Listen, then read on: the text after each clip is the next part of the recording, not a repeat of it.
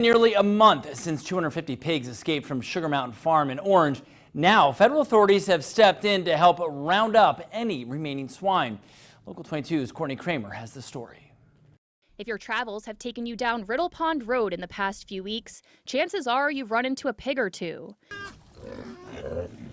Thursday, federal and state officials made the trip to Orange, Vermont to see things for themselves. We wanted to visit the farm in person and have a conversation with Mr. Jeffries. Walter Jeffries is the farmer at Sugar Mountain Farm. Last month, he claims a former employee sabotaged the fencing on his property, causing his more than 200 sow and piglets to run rampant.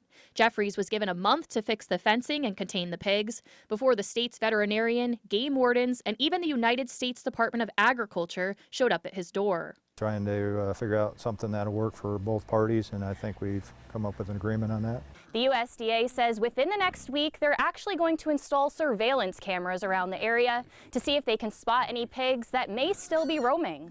I knocked on Mr. Jeffries' door Wednesday to hear his side of the story, but he only wanted to chat with me off camera. He said he's been working around the clock to bring his parcel of pigs home. He also sent a statement saying, as of September 11th, I believe that 100% of the pigs are back in, because for the past 3 days, I've been putting the same several sows in each morning. They find holes in the fences, go out and come back in. I patch those holes and they look for another. Electric fencing solves that, and that is what I'm working on now. Jeffrey said bread trails, working dogs, and one-way gates helped contain the mass.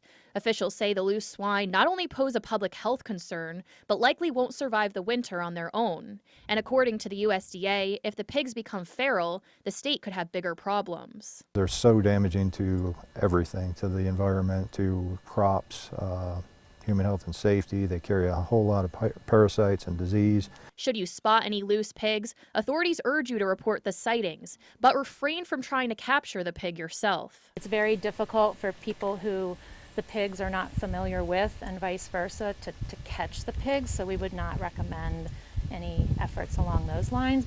Courtney Kramer, Local 22 News, Orange. Well, we may not know anything for another month or so. The USDA says it will take time to install the cameras, review the photos, and take action if there are any remaining pigs on the loose.